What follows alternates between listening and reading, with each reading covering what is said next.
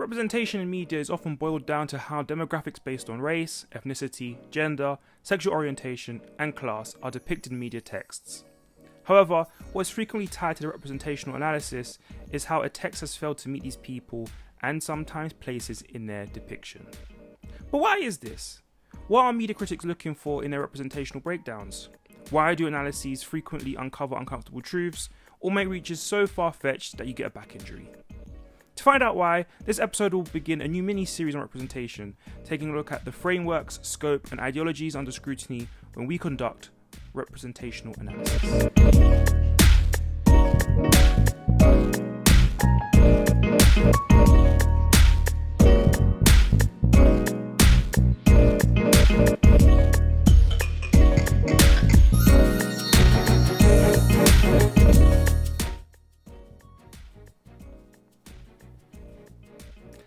Salutations, listener, and welcome to a new episode and to the last mini-series of the season for a culture of algorithms.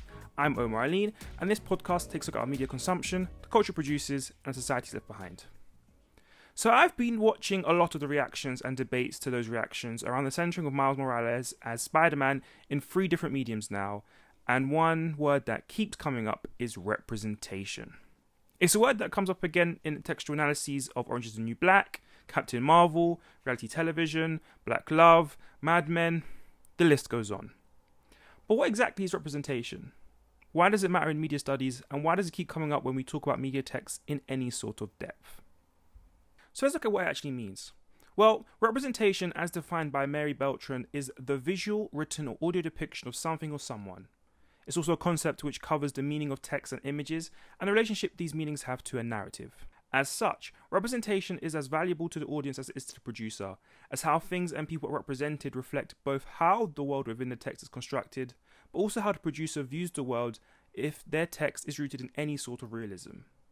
And I use the word realism in regards to media creation deliberately, because as John Cowhey points out, a media text can attempt to portray media in 2 ways, slick and sweet like Hollywood does with lots of cuts and careful editing, or follow a second style, one which attempts to represent life as gritty through the documentary lens. There's also a third important definition to understand how representation is spoken of. That is, a discussion on representation exists at the intersection between our assumptions about the world and where they meet techniques media makers use to portray their designed world, as pointed out by Greg M. Smith.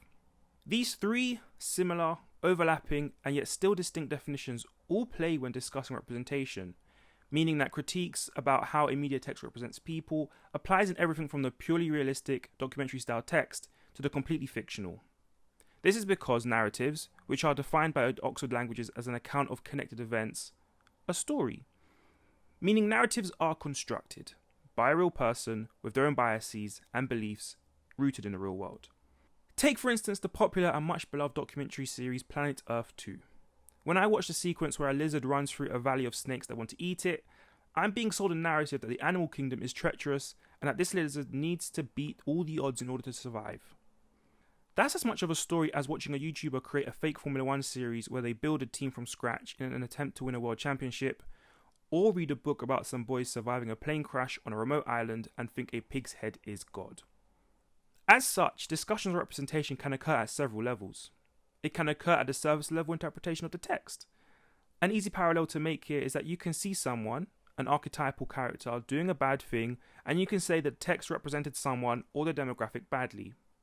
You can also look deeper and infer reasons. For example, seeing bin bags out on the street, rats and graffiti on a New York subway, and infer that New York is represented as a dirty place.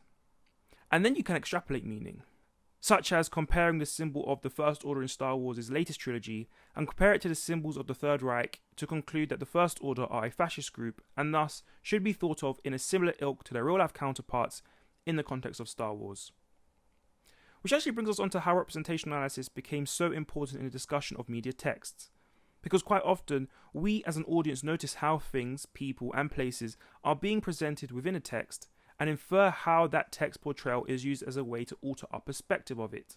Take for instance that First Order example in the Star Wars sequel trilogy yet again.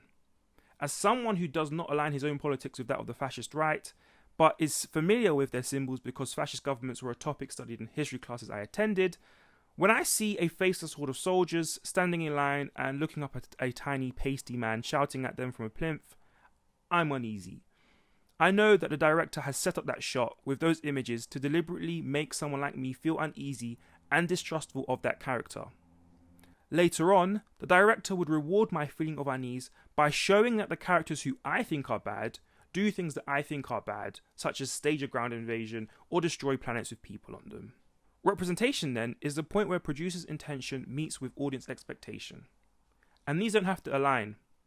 Representation can work if a producer subverts audience expectations too.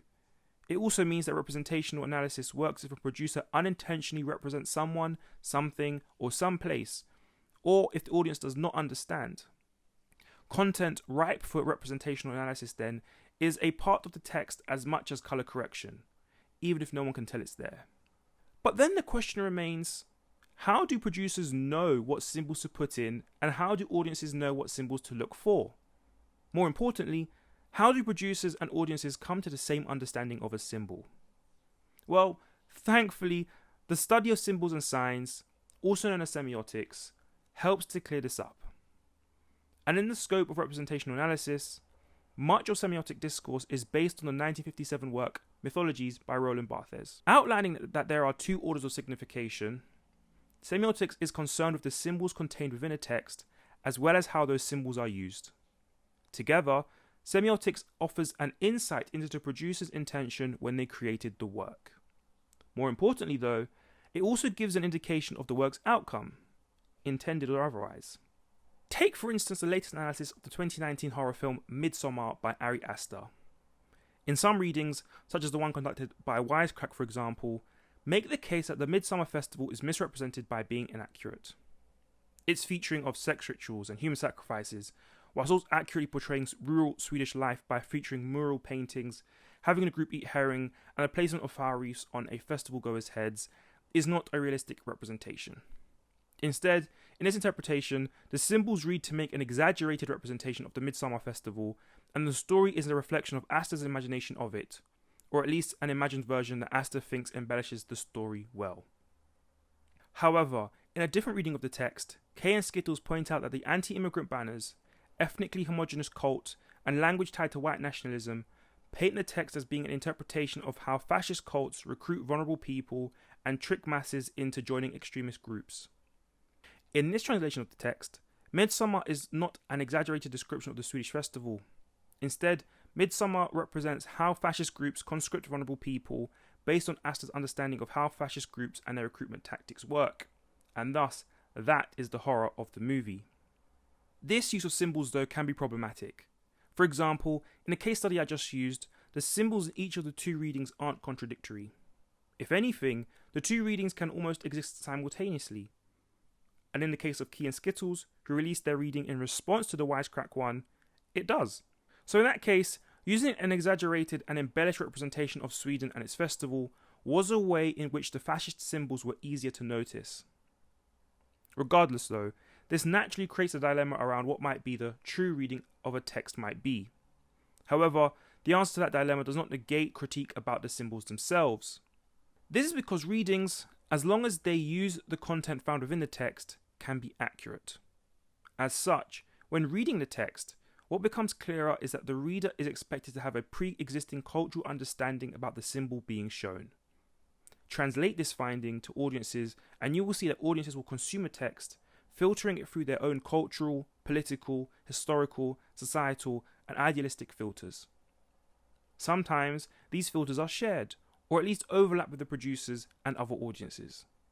In turn, what is argued when using symbols in a debate about a text representation is if the audience as the reader and the producer as the creator have the same understanding of the symbol, and thus, question, is the symbol being translated accurately? This is because a symbol consists of two parts, the signifier and signified. Together, they produce a sign. Now, a signifier is the word or action we use to describe an object, and a signified is the object or subject itself. As such, we can see that cultures, context, the language being spoken, and a depth of knowledge of that language all affect how you talk about the signified. My favourite of many, many examples of this is how semiotics can break down the sign that is a dog. To me, an English speaker who doesn't know all that much about dogs, all dogs to me are just the one word: dog. To an English speaker who is an avid dog lover, each dog breed might be a better way of referring to the dog in particular. To someone who speaks a gendered language, the word for dog may change depending on the speaker's gender, and again based on their level of understanding about dogs. And then we have sign language, an entirely different language that once again changes between regions and level of articulation between users. As such, if you as the reader cannot or do not know what you're looking at, then the sign does not exist to you in the same way it exists to someone else, just like it does with everyday language. Therefore, this rule is not unique to semiotic analysis either, rooting the practice closer to our everyday behaviour, which is full of deliberately coded symbols. Take for instance this following sign. It's a white circle with a thick, black diagonal line going from bottom left to top right. If you don't have a driving licence, or if you're not learning to get one, then this sign might seem somewhat peculiar. Yet, if you do have a driving licence, particularly if you're here in the UK, that sign is coded to tell you that the road you're operating on is operating at the national speed limit along with its restrictions. This deliberate coding is found in media text such as film and television and hides meanings for the scene it's operating in. Take for instance the idea of the prophetic fallacy. For those of you who had to endure secondary school English literature, you might know that the prophetic fallacy is the attribution of human feelings and responses to innate things or animals, especially in art and literature. That's defined by Oxford Languages. Perhaps it's best known as a scene where the rain falls to indicate a character's impending sadness. This is yet again a form of semiotic analysis. So back to the idea of representation then. What semiotic analysis uncovers then is not just a symbol and how it was used, but the ideology underpinning the specific use of that symbol. And we can interpret possible ideologies in the use of previous examples. So in the case of using the white disc and black line through it, we know that using existing psychology reports that road signs are designed to quickly trigger a response in road users and are faster than relying on word recognition and are designed to be subliminal, we can as such infer that speed and ease of recognition are at the base ideology at play. In the case of the prophetic fallacy, the ideology is to humanize the contextual environment so that the interpretation is seemingly obvious in meaning. As such, when we then reapply this interpretation of signs consistently to the topic of representation, we can argue that media texts use symbols to deliberately convey meanings about people, places, and things in a way that reflects the producer's belief system quickly to the audience. This is why representation analysis gets media producers in hot water on a regular occasion. Also later on in life, when texts are revisited by new audiences with a different cultural lens and understanding. But why do producers get away with it in the first place? Why are films such as Avatar heralded as works of environmentalist art in 2009, but called imperialist propaganda pieces in 2019? Well, as Dan Lauhi writes in Media Studies, Theories and Approaches, common values, beliefs, and ideas limit the range of acceptable meanings and representations that an ideology can accommodate. As such, when looking at the ideology of a text, and by extension its producer, what is commonly revealed is a mutual belief system shared by the producer and its original audience. After all, the producer should have a target audience and know how to reach them. So by making a text that reaches that target audience, the text should contain content that appeals to them. And we can do this by looking back at the earlier reading of Midsummer by Key and Skittle. If they can read that the text is an anti-fascist film, and then the ideology of the film is anti-fascist, and as Key and Skittle frequently create anti-fascist content, their acceptance of Midsummer as an anti-fascist work aligns with Lauhi's assertion that for a text to be accepted, the audience should have the same values as the one the producer put into the text. However, with representational analysis, critical discourse happens when its secondary and legacy audiences, i.e. unintended audiences, get a viewing of the text. These audiences might be parents or older siblings talking about a children's film, in the case of the secondary audience, or people who watch a film in 2030 when it came out in 2020 in the case of a legacy audience. This is how critical conclusions around representation analysis are frequently rebuffed, with claims that a text was of its time, particularly in relation to how a text discriminates against people with protected characteristics. But that's also how representation analysis uncovers a third framework at play, hegemony. Now, hegemony is a topic that is covered extensively within discourse around political economies, so its definition here stays the same, even if the execution is used to find a different conclusion. Now, concerned with the dynamics of power at play within a society, looking for a hegemonic power structure within a text is commonly overlooked by an audience, because the audience is a part of that power structure. Which is why products of their time rebuttals are often surface level, ill-informed, and inadequate remarks in representational discourse. Let's look at the 1966 Golden Globe nominee Othello as a quick case study. Criticised today for its use of blackface by lead actor Laurence Olivier, counter-critics are happy to point out that blackface was an acceptable technique at the time of its release, as seen by the positive reviews of the movie and its Golden Globe nominations. But then the question remains, acceptable to who? It was 1965 when the film was released, 1966 when it was eligible for an award.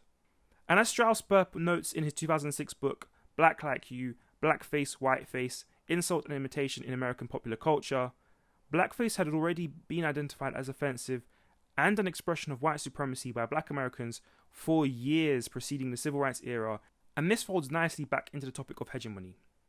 Because now that we know the representation of black people in the time was offensive, using that representation gives a light onto who chose to incorporate that form of representation and who had the power to change it or even care. And if hegemony gives an insight to the ideology present in the text and the ideology of the producer who has to agree with the audience, it also gives an indication as to who the target audience of the film was. And if that agreeable audience is also a part of the panel for the Golden Globes, what you are seeing is not just a time capsule for which ideology was present, targeted and propagated, but a quick look into which ideology or ideologies were present in powerful people at the time also. So okay, representational analysis uses symbols and interpretations of these symbols to highlight which ideologies and power structures exist within the text and a society which share the text. But why do we as human beings care? Well, there's two schools of thought when it comes to how media impacts us as individuals, and thus it goes on to impact our culture. The first school of thought is the one we looked at last week within consumer power. It argues that people choose the media and thus the way it impacts them is minimal. If anything, people have an impact on their media, and if we look at an idea that an ideology within a text has to be shared by an audience in order to be accepted, there is some credibility to the claim. The second school of thought is that the media we consume has an impact on us. And whilst comments such as video games cause violence are in this vein and have gone on to be debunked, we do know that political advertising, a form of media text, impacts elections, and elections are an expression of a societal culture. I mean, just look at the 2016 European membership referendum here in the UK and the US presidential elections of the same year and the scandal of Cambridge Analytica to see how targeted advertising can change even the highest levels of political office. We also care about representation in media text because we know that media texts carry ideologies and can help us shape new ones. We know that because the 1915's Birth of a Nation is partly responsible for the second rise of the Ku Klux Klan and for the amount of racially motivated violence that spiked in cities where the film was shown against black people. In fact, representation and how well or ill it is used is often directly associated with how the general population views a particular topic, people, place, and even time. And this isn't just limited to fictional text either, but factual ones too. It's sometimes spoken of that it wasn't the event of 9/11 or even the image of the towers falling that caused an uptick in US Army recruits or reports of Islamophobia. It was the narrative that America and Americans were under attack by an unknown Muslims from somewhere in the Middle East. But in fictional texts, representation can still impact our perception of people, places, and things. Take a minute to think about the previous episode on hyperreality and simulated realities.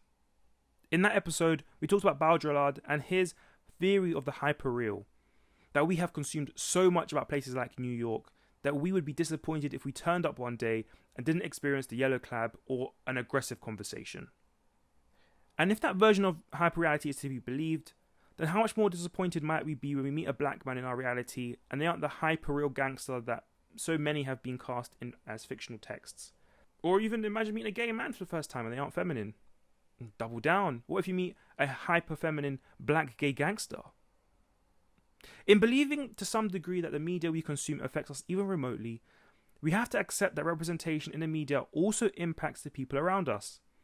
This can apply to how they are perceived by the rest of us, but but also how they perceive themselves in a society where people are expecting them to be like something. So if, in one instance, we show people inaccurately in a negative light, that's one thing. But to also show them as outsiders to a wider society, that's another. And to also show that they don't or didn't have the power to change that negative, inaccurate depiction, that can only compound the issue. But representation goes two ways. If poor representation can negatively impact someone's sense of self as well as their perceptions by other people, then it can also be used to build esteem for people which have positive media archetypes. By extension of its mirror image, positive representations can also attribute to people, places, and groups positive reactions by wider society and societies that may not have been completely earned. So this is why people care about media representation. Because whilst some may see the media as a fickle way to be entertained and a shallow medium which does nothing for the betterment of human civilization, others recognize that media is a tool someone can use for societal change. They recognize that the media and its effects are tangible, traceable, and meaningful. So what are the media consumptive practices in this episode, the cultures they produce, and the society left behind? Well, our consumptive practice is to consume media containing codes that we understand, as they reveal a worldview to us that we already agree with. However, our cultural behavior around texts generally are contested, with the level of analysis going into these texts differing depending on if we are the target audience and a part of the power structure which allows this text to be produced. This differs from previous societies where media consumption was only created for audiences who were a part of the hegemonic power. So for this week's poll, the questions will be: does the media you consume feature representations that reflect your worldview? Do you think representation matters in media texts? Are people like you represented accurately in media texts? Should producers make greater efforts to represent groups of people accurately? To take part in this poll, I encourage you to follow me on Twitter as @ACMOAPod. The poll will be there in the pinned tweet promoting this very episode and will run for as long as this episode is the latest episode. Alternatively, you can reach out to me on Instagram and Vero as @OmarAleen, or if you feel like you want to get at me in a more professional capacity, you can email me to aculturemadeofalgorithms@gmail.com. Next week, we're going to continue this conversation by looking at why and how institutions, from charities to the police, to military and government, care about representation, and what impact such approaches are having on us as individuals. But until then though, make sure to keep consuming, think about the culture you're a part of, and who you're leaving behind. Stay safe.